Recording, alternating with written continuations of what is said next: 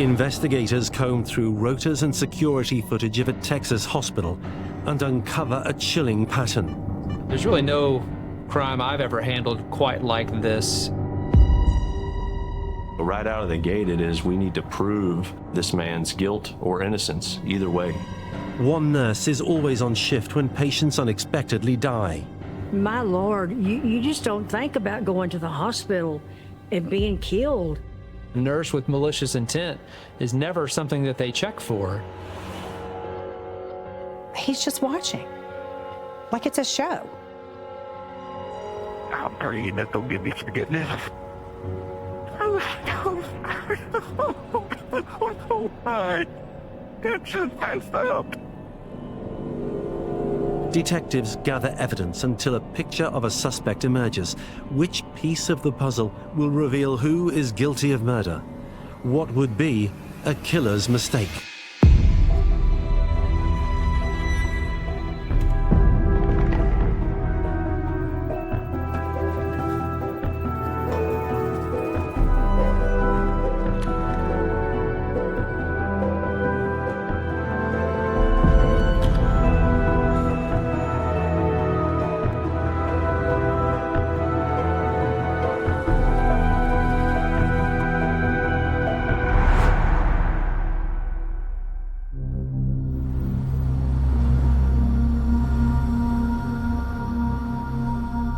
Kay Blanks is still mourning the death of her husband when she receives a troubling message.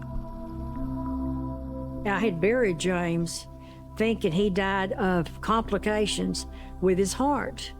Buried him, 48 years, the love of my life. And then I got a text message one day, and a very good friend called me, and she said, "You need to watch this right now." And it was on the tube. It was a set of lawyers, several of their firm. And they said, if you knew anybody that was in hospital on the 5th floor, Tyler, Texas, in the whatever dates they gave, you need to call us immediately. After a series of suspicious deaths, investigators had been called into the hospital where Kay's partner James spent his last days. The hospital did a pretty good job at trying to outreach and start offering a channel for people that thought their family may be affected to send in that. Plus, they were being very proactive to go backwards in their medical records and try to find anybody that may have matched this profile of what was going on in the investigation. My Lord, you just don't think about going to the hospital if your spouse being killed. You go there to heal. The patients whose deaths police are investigating had been admitted to the cardiac intensive care unit. For most people who don't work in a hospital, if you find out someone had a complication from surgery, we think, well, of course that happens. But in a cardiac unit, it can happen, but it's actually very rare. Heart patients who've had heart surgery almost always recover and actually go home within just a few days. Detectives are concerned if patients aren't dying of natural causes, they can only be dying of unnatural causes. They knew there were things happening that were causing red flags, and they were doing anything they could to try to figure out, is this a medical causation? Are we having some issue? The community was terrified. Often in a hospital setting, there are people that you don't even know their name, but you trust them because they work there.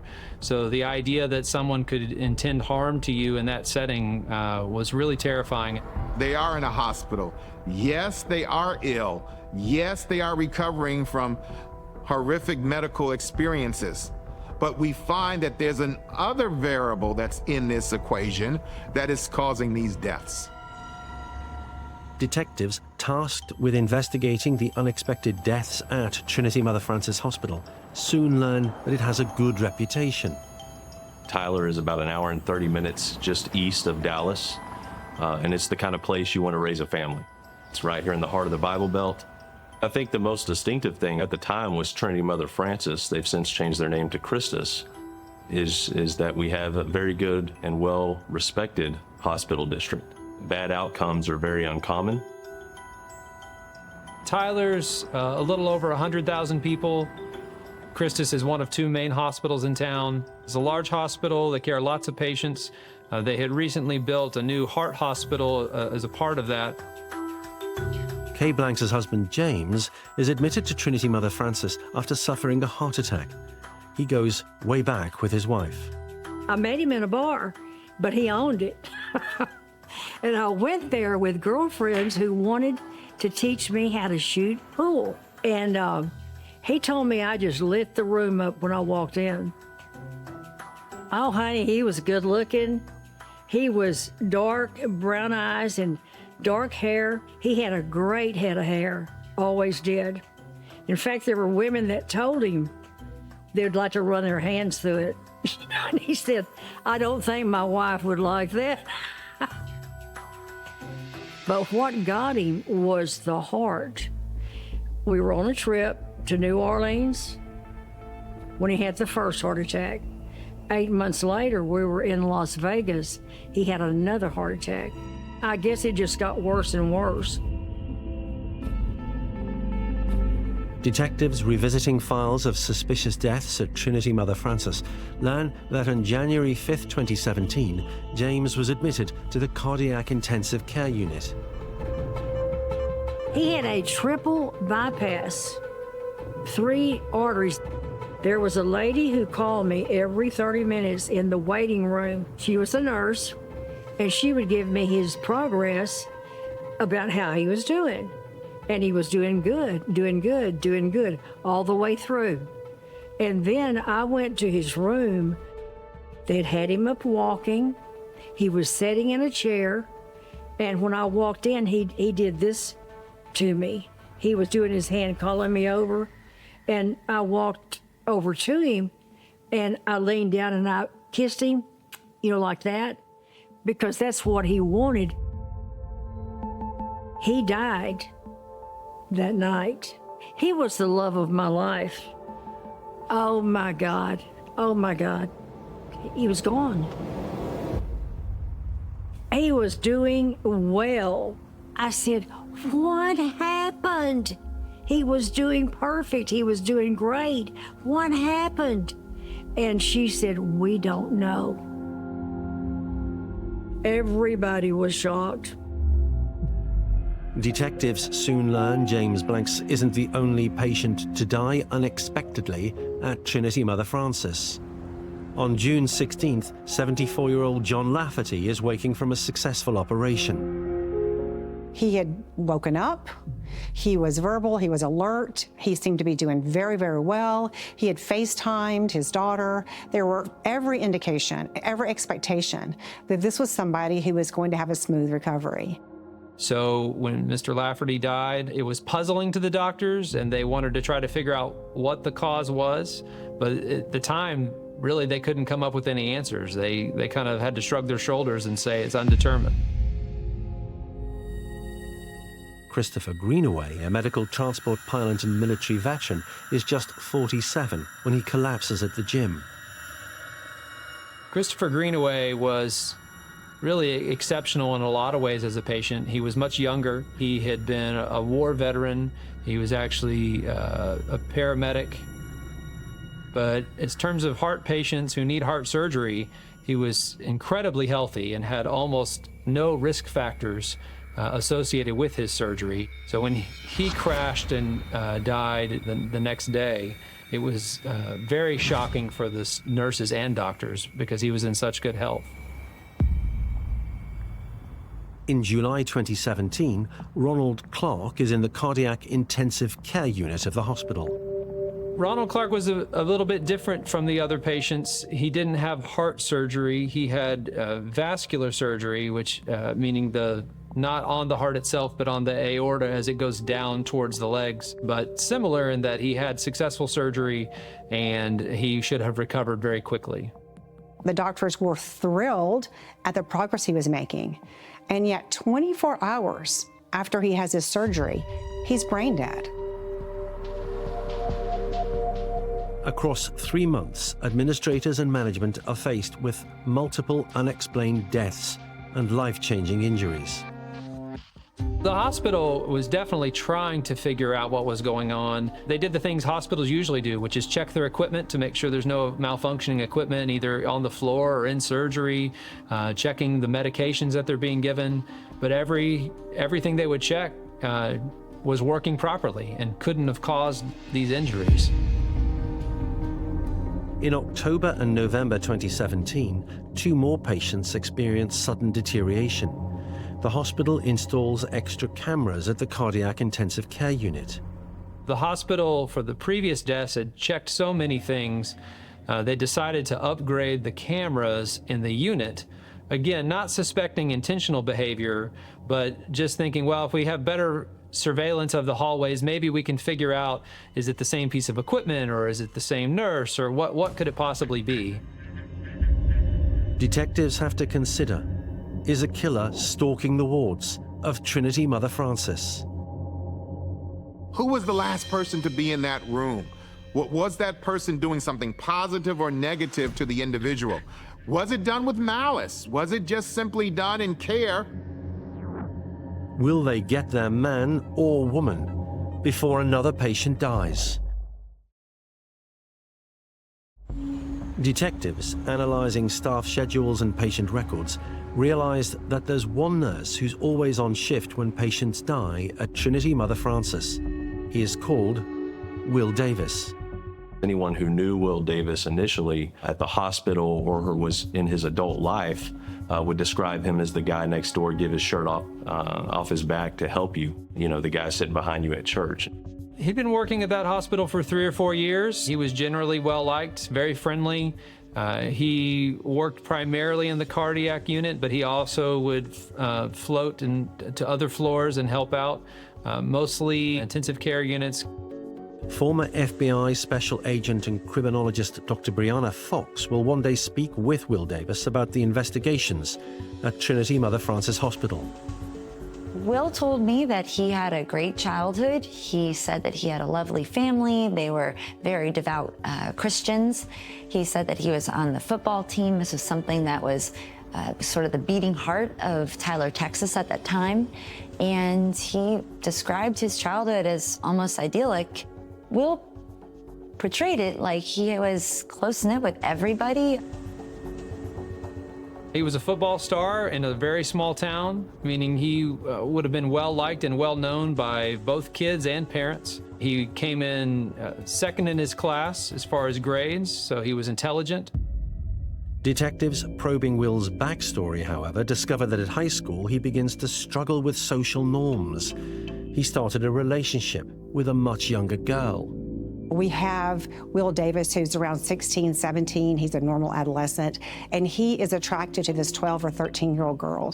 And I think when you look at the age difference and the maturity level, this is something that really would be shocking to most people. It's really not an equal relationship by any stretch of the imagination in terms of their age, in terms of their maturity, in terms of what they're allowed to do, and all those things. Very quickly, he begins to monitor what she's doing, could try to control what she's doing. He pushes her at times. He's very verbally aggressive with her. Her parents did not approve of that because he was too old. He continued to pursue that relationship even though he had been told to kind of move on. He became kind of obsessive about her and to the point of actually crashing his car into a tree in front of her house.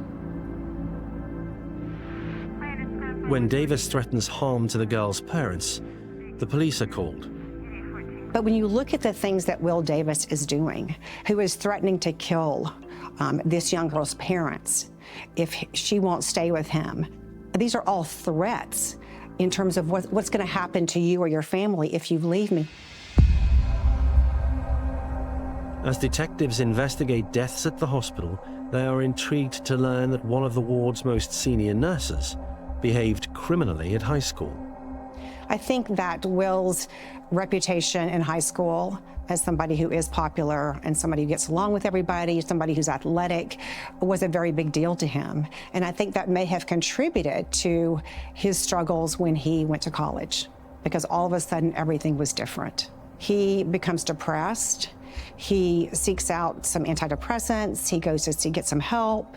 He's told he's depressed. Then he's told he has bipolar disorder, and he's prescribed a couple of different medications, but really struggling from a mental health standpoint, from somebody who has been diagnosed with a pretty serious mood disorder and is trying to figure out a way to navigate that while he's in college. So he started college and then dropped out, got married, ended up divorced, but then he got remarried and went back to school, and he had 2 small children. He worked quite a bit, but he was also going to school to become a nurse practitioner. Despite battling mental health challenges, Will Davis sets his sights on a career in nursing. Nurses take an oath, and they take their job very serious. I have good friends that are nurses and will tell you how serious they take the ethics of their job and the responsibility of that job. He's made it through nursing school, which is no easy feat.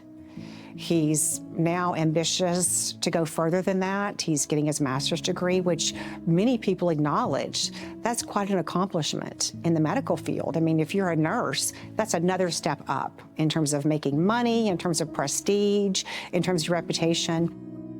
It seemed that Will wanted to become a nurse because there was a lot of job opportunities. It was a relatively stable and high-paying job.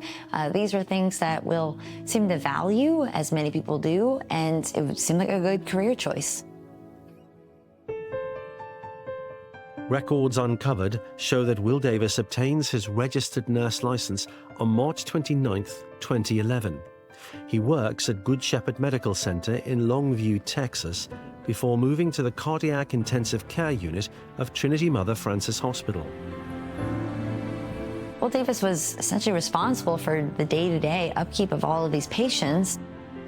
All of them were in to receive a relatively routine heart surgery, such as a single bypass. There wasn't really high-risk surgeries occurring there. 4 years into Will Davis's tenure at Trinity Mother Frances, detectives are probing a growing series of medical emergencies. It's then that another alarming incident occurs. So Joseph Kalina was an American truck driver. Talking with his family, he loved his job, he loved his family. 58-year-old Joseph Kalina is recovering from a successful operation under the care of Will Davis's colleague, Ben Raspberry. Came out of surgery neurologically intact, had no issues or complications from the surgery, and was put on the ICU wing there at the Heart Hospital for more monitoring. One of the things that happened in this case and that we found was that for lunch, Ben Raspberry asked Will to watch his patient for him as he went to grab a quick lunch. And as he was coming back from lunch is when the monitor was going off. Joseph Kalina was crashing with this unexplained event. And Ben Raspberry was actually in there responding as well while Will Davis was watching outside the room. Joseph Kalina survives, but 2 days later, a scan reveals significant brain damage.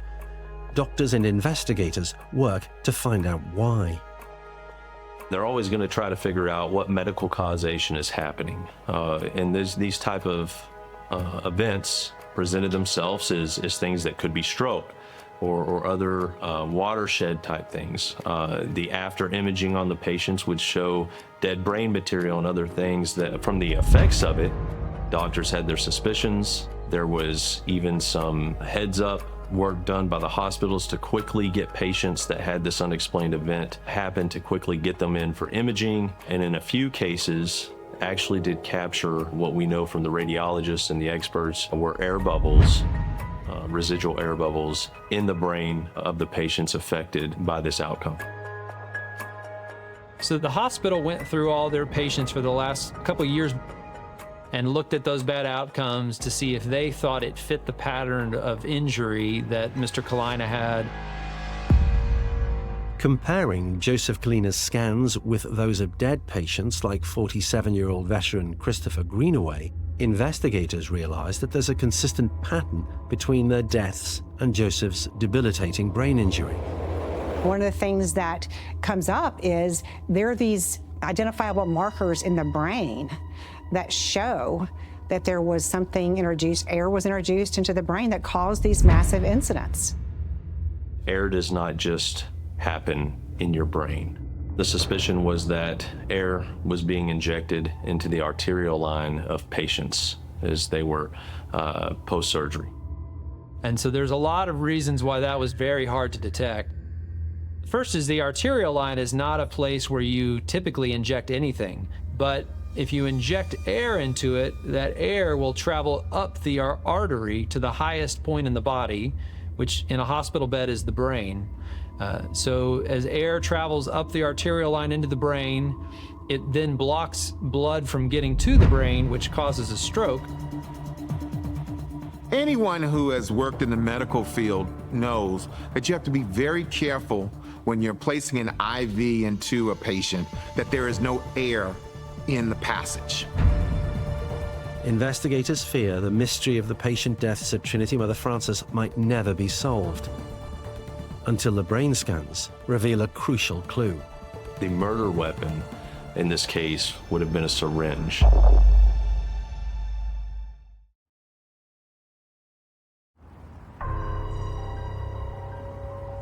Evidence that an air-filled syringe is being used to murder vulnerable patients in Tyler, Texas, leads detectives and doctors to analyze footage captured by cameras outside Joseph Kalina's hospital room.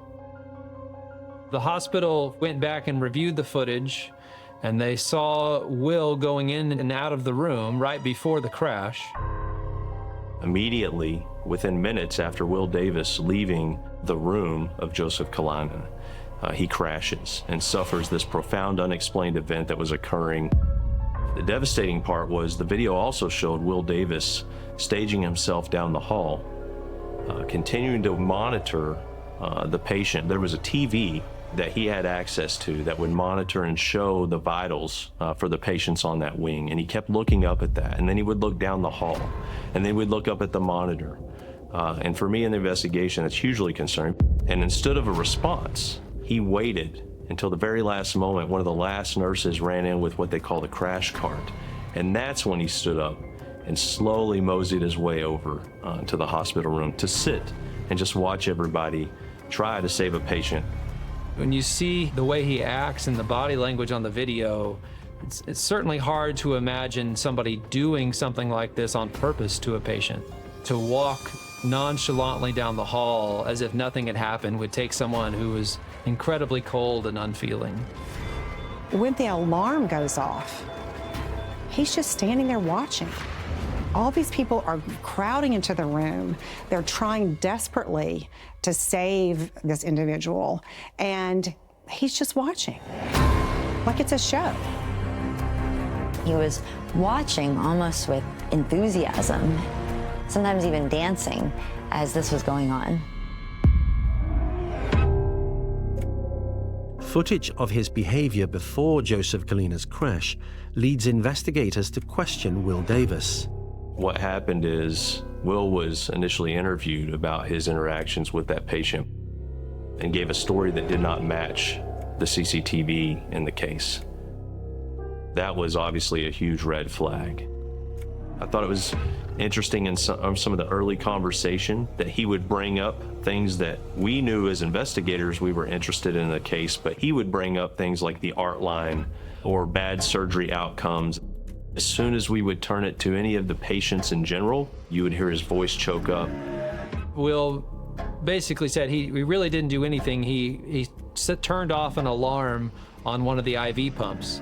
But they could tell from the instruments in the room that his arterial line had been accessed and touched. But they still have to figure out what he's doing with the arterial line. Detectives need more time, but they also need to keep patients safe. Pending further inquiries, police arrest Will Davis at the home that he shares with his wife and family on suspicion of murder. Police, Will Davis, are you here? Will, hey, let me see your hands, Will. Come over here, let me see your hand. Let me see your hands. Step over with me. Your shirt. Right out of the gate, it is we need to prove this man's guilt or innocence, either way, and be okay with that outcome. But we're going to follow the facts. I became involved in the investigation probably about halfway through, and our office assisted with hiring some of the medical experts to review it, because certainly, I mean, the police are used to solving crimes, but not this kind of crime.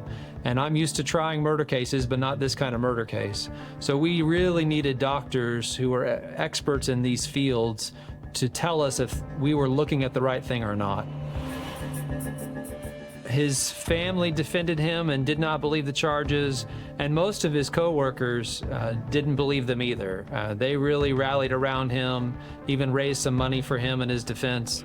We're good on the couch. Okay. Yeah, we're good on the couch. Will initially proclaims that he's innocent. He tells his ex-wife, his mother, his lawyer, everybody that he didn't do it. It's just normal procedures doing that. What you have to understand, in our investigations, we do a search warrant house. I'm coming into your world. I don't know what weapons, seriousness of the situation. I just know we're coming in, we have a job to do. None of his colleagues suspected that he had been involved, nor did they think any nurse would have been involved. They all trust each other, and they trust the doctors and nurses they work with.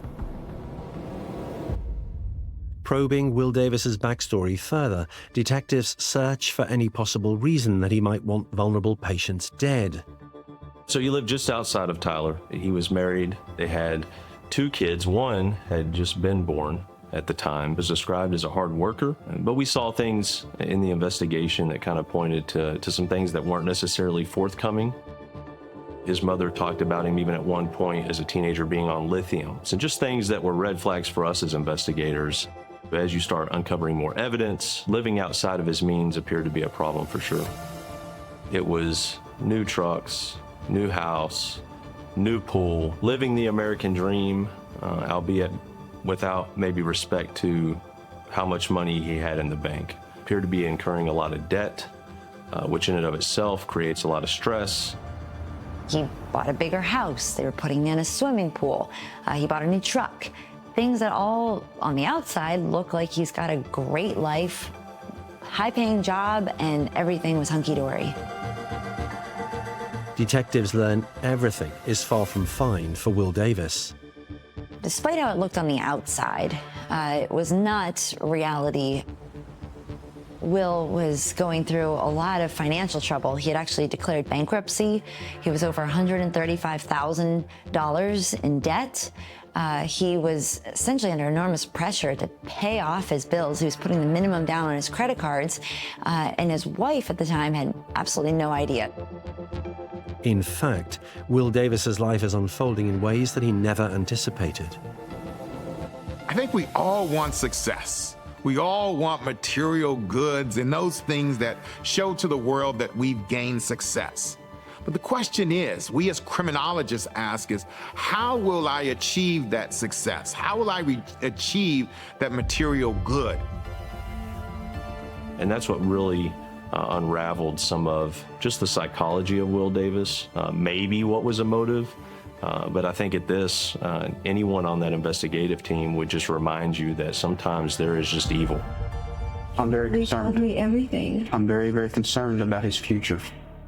With his wife watching on, police take Davis's electronic devices for analysis. They reveal more evidence. It is really concerning to me that when investigators began looking at his electronics, that they found searches such as list serial killers by number of victims. Because what that tells me potentially is that Will Davis is evolving. When they started looking at Will Davis's searches, they noticed that, again, he had looked at how to kill someone using air. Another piece of evidence was that he was at every single death. He was one of the few nurses that was on staff every single time a death occurred.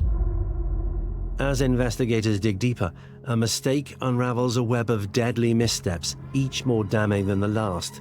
Detectives keep going back to the video footage. The security footage was really the most useful piece of evidence, and it's very cold, it's very shocking. Will Davis is seen very clearly walking down the hall, takes a peek inside of the room that Joseph Kalina is in. Will Davis then takes a peek to see that the other nurses are in the room next door. And Will Davis, actually in a phone interview, told us he grabbed syringes just prior to walking into that room. He's in there for just about a minute and then walked out. Him being in the room, the video capturing that, and even his own admissions in phone interview, placing himself in direct care with the patient at the time of the incident was very, very critical. We would talk to the nurses, whether they were still on his side or not. We would show them that footage, and many of them just broke down in tears. They knew what had happened to that patient and heard his lies, and seeing him walk out the way he did, they would weep, knowing that somebody that they worked closely with was able to kind of do that evil right next to them without flinching.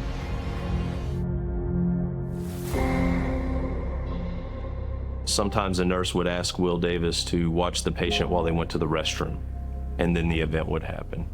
In another case, Will was put in charge of a patient because someone had to run and grab a quick lunch, and then that's when the event happened. The interesting part in our investigation, even from early on, was that over a 6-month period, from June until January of 2018, Will Davis was the only nurse on duty at the time of each of the events. As they found more and more cases that met that pattern, it became more and more clear that Will Davis was a murderer and he'd murdered multiple people. It was a sickening feeling. It was definitely a moment in the investigation that we had no doubt who our suspect was, and we had no doubt that we were dealing with evil.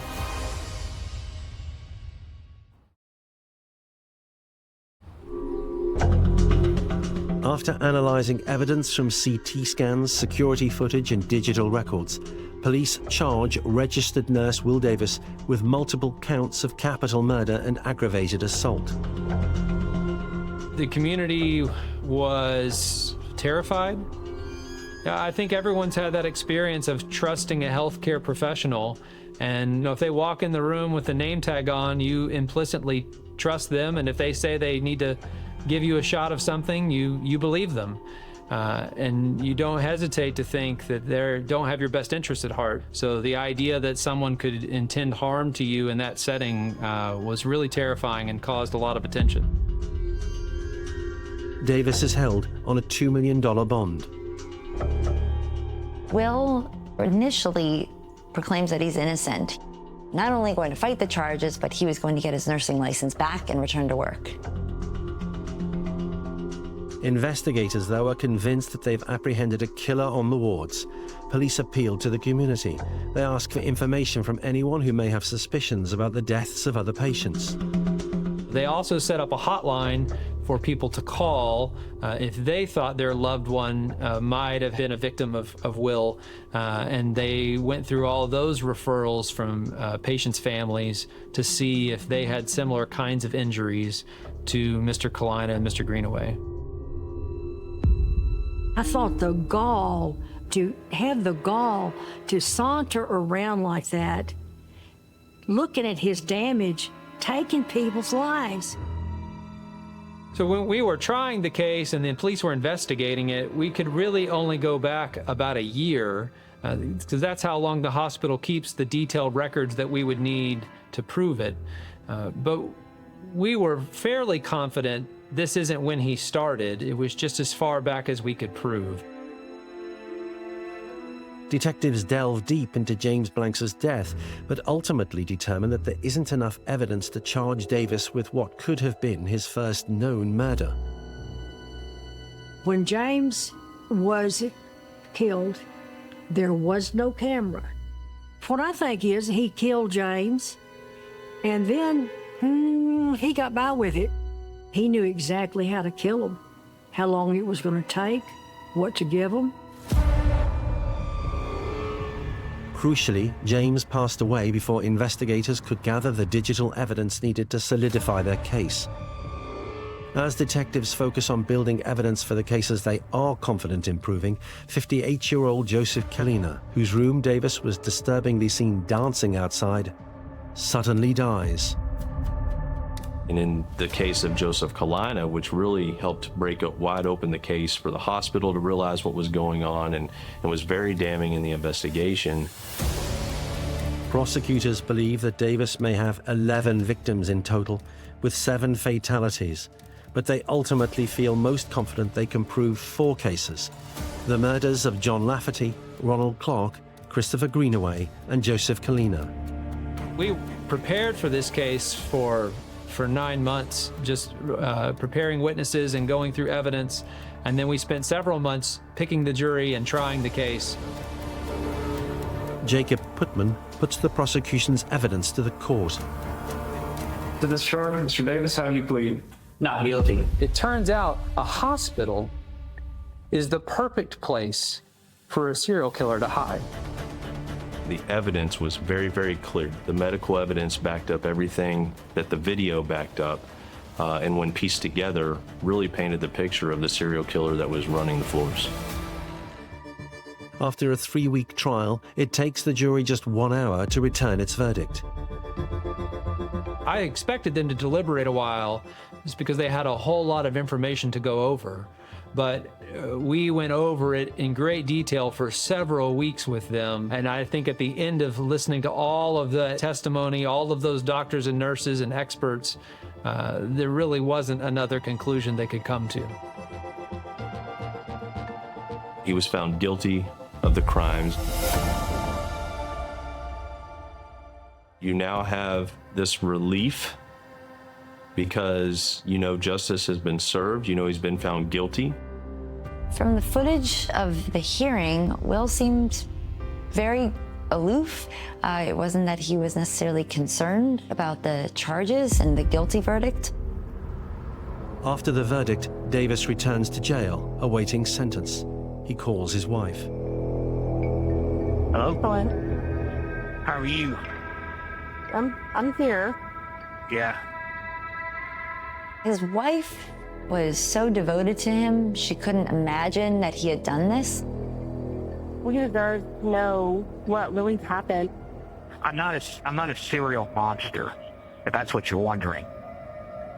She was horrified that he did it, but it was almost impossible for her to wrap her brain around. I want you to know that I am not a malicious man.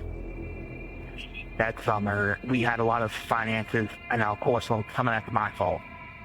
I want you to have a nice house. I want you to have a nice tour. I want you to have a nice car. I want to have a nice truck and a nice car. I want to have all these nice things. So basically what I did is get us in a big financial hot mess. And then I had to pressure myself to work so many days a week.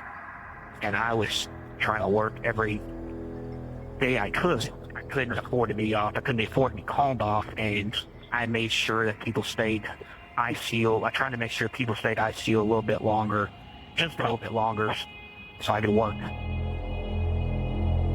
We would never want you to prolong someone's stay just for your financial benefit. There's a few reasons why I did not believe what Will had said about his motive for these murders. One was there was already so much overtime before he engaged in any of this behavior. He was having to turn down shifts because he just didn't have enough hours in the day to work 24/7. Beyond that, if he was killing patients, that would be the opposite of requiring additional care. If they're dead, they're not getting any care. So it didn't really seem to add up. If you're murdering somebody, how is that going to result in more overtime? Trust me, my heart has got so many scars and I'm so torn because of the things I've done. And I got myself in such a horrible mess. I'm praying that they'll give me forgiveness. It's almost like I've done these horrible things that I know people would hate me for, and yet I need to somehow soften it and justify it and rationalize it. And it's just, it always surprises me because you think, once you cross this line, would you really care? I mean, you're not caring about human life. Davis's calls to his wife are presented to the court during sentencing. And then they go into victim impact statements, and now it's the humanization, it's the reality for people to hear precisely and for the public to hear precisely the effects of the devastation that Will Davis chose to bring upon his victims. I'll never forget, and I believe it was Miss Blanks giving her statement to the court. While James Blanks's death was not among the 4 for which Davis was convicted, it was introduced during sentencing to highlight a broader pattern of harmful behavior. James's widow, Kay, was also given the opportunity to speak. So I stood there and looked right at him. He has black eyes, it seems like. Held his face kind of like something weird with his hands. But he is down, and I said, I am Kay Blanks, James Blanks' wife, your first victim. And I said, my husband did not deserve to die like that. And I said, I forgive you because God tells us to forgive. And I'm led by the Holy Spirit to tell you, because we won't be forgiven if we don't forgive. And I do believe that. Oh, and I told him when I forgave him, I said, but I feel just like everybody else feels about you. Something's really wrong with you. The man is not safe with people. He will kill again. When you look at this type of evil and these type of conscious decisions made by a person so calculated, so cunning, and so intentional, if there's ever a case that deserves the death penalty exists for cases like this.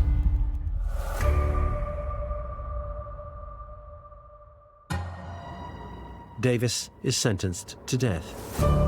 In 2023, Dr. Brianna Fox speaks to Davis on death row.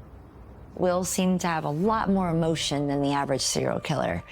He smiled, he laughed, he joked, he played practical jokes on his friends. He would do things that showed a broader spectrum of emotion than the typical person who engages in murder, let alone serial killing. He didn't really seem to appreciate the gravity of the murders that he had committed and the harm he inflicted on these families and the victims.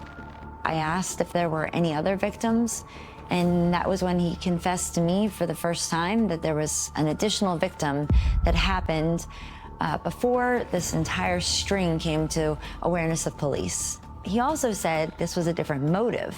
He said that this was more of a mercy killing, that she was in such bad condition and her family refused to essentially let her die. After the trial, Will admitted to having killed someone in 2016, and that might have been his first one. It might not have been, we don't know, but there are certainly others out there that he killed and will never be able to prove. As Davis awaits execution, investigators reflect on what finally brought a prolific serial killer to justice. His biggest mistake was in behaving so brazenly on the wards, where he committed murder. It drew attention to himself.